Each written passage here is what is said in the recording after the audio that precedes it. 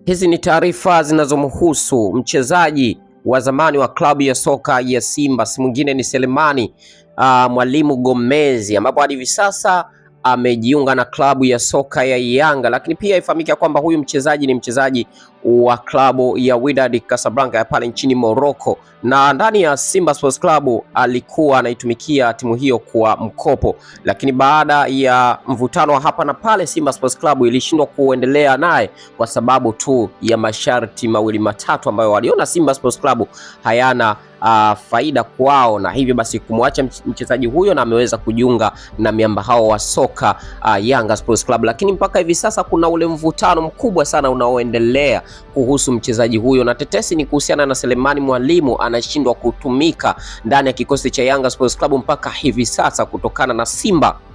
kugoma kumtoa mchezaji kwenye mfumo wa FIFA Connect, ambapo Yanga Sports Club wanapaswa kumwombea leseni ya local player mchezaji huyo ambaye ni Selemani Mwalimu. Lakini pia kwa mujibu wa taarifa, sababu kuu ni madai, ambapo Simba Sports Club wanadai kiasi cha fedha ambacho kinapaswa kulipwa ili mchezaji aweze kuwa huru na acheze kwenye klabu ya soka ya Yanga. Na hizi ni taarifa ambazo kutoka kwenye chanzo cha karibu kabisa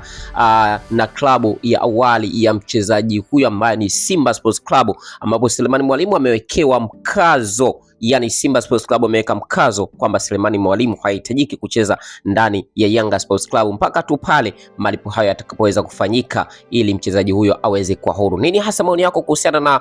hizi taarifa? Wewe ni mdau wa soka, lakini pia shabiki kindakindaki wa Simba Sports Club, lakini pia ni shabiki wa Yanga Sports Club. Basi endelea kwa nasi kwa mengi zaidi, usahau kusubscribe, like, comment na kushare. Hii ni Chuma Online TV.